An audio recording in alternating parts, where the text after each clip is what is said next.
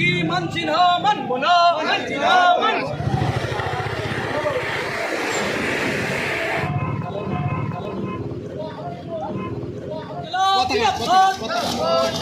রাস্তার বেহাল দশা কেন রাজ্য সরকার জবাব দাও।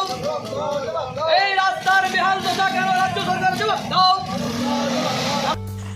বেহাল দশা রাস্তার নিত্যদিনই ঘটছে দুর্ঘটনা। আজকেই এই রাস্তার খারাপের জন্যই, বেহাল দশার অবস্থার জন্যই প্রাণ গেল 2 বছরের শিশু ও তার মামিমার।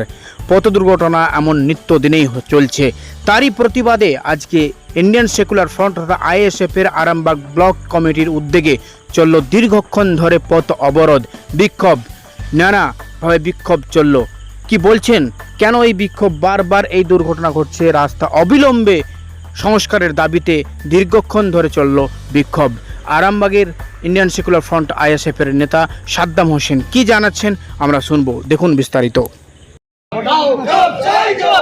উন্নয়নের রাস্তা দীঘায় পরিণত কেন মুখ্যমন্ত্রী জবাব দাও।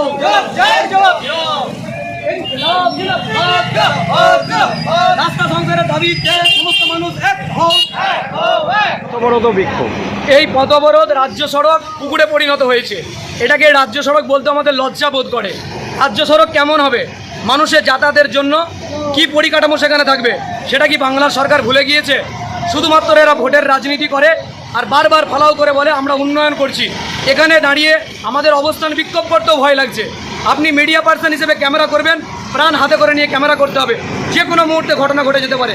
5 মিনিটের ব্যবধানে 2টো টোটো উল্টায়, 2টো বাইক উল্টায়, তারপরেও সরকার টোটো নড়ছে না। দেখতে পাচ্ছেন এই মুহূর্তে যখন আমরা কর্মসূচি করছি একাধিক গাড়ি বসে যাচ্ছে, একাধিক গাড়ি খারাপ হয়ে যাচ্ছে। তারপরেও এই রাজ্যের সরকার, এই বাংলার অবতারিত মুখ্যমন্ত্রী কেন চোখে দেখতে পাচ্ছেন না আমরা জানি না। আমাদের মনে হয়েছে রাজ্যের মুখ্যমন্ত্রী অনেক প্রকল্প করেন, তার মধ্যে একটা প্রকল্পের নাম বাংলা জয় বাংলা প্রকল্প, জয় বাংলাশ্রী। অর্থাৎ এই প্রকল্পে প্রশাসনিক আধিকারিক যারা এলাকার রয়েছে তারা চোখ কাটিয়েছেন। চোখ কাটানোর ফলে ডাক্তারবাবু প্রেসক্রিপশন করেছেন যে যতদিন না 2026-এর ভোট আসে তারা চোখে দেখতে পারবেন না। অর্থাৎ এই আরামবাগের যত প্রশাসনিক আধিকারিকরা রয়েছে তারা এখন চোখে জনগণের ভোগান্তি দেখতে পাচ্ছেন না। এমএলএ আছে, এমপি আছে, তৃণমূলের নেতা আছে, শাসক দলের নেতা মন্ত্রী, তাদের কারো চোখে পড়ছে না। তারা সবাই গণহারে জয় বাংলা প্রকল্পে চোখ কাটিয়েছে। ডাক্তারবাবু বলেছেন 2026-এর ভোটের আগে তাদের চোখ ভালো হবে। প্রতিদিন নিয়ম করে এই রাস্তা দিয়ে একাধিক দুর্ঘটনা ঘটে, তারপরেও তাদের চোখে এগুলো পড়ছে না।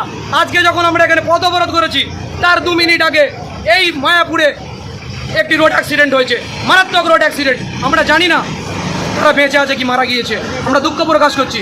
কিন্তু কেন এই বারবার এই ঘটনা ঘটবে আমরা তার তীব্র প্রতিবাদ জানাচ্ছি। অবিলম্বে এই রাস্তা সংস্কারের দাবিতে আমরা সরকারের কাছে আবেদন করছি যত দ্রুত সম্ভব এই রাজ্য সড়ককে মেরামত করা হোক, যত দ্রুত সম্ভব এই রাজ্য সরকারকে সংস্কার করা হোক। দাদা আপনার পরিচয়? শেখ সাদ্দাম হোসেন, আইএসএফ যুগ্ম সম্পাদক, হুগলি জেলা কমিটি।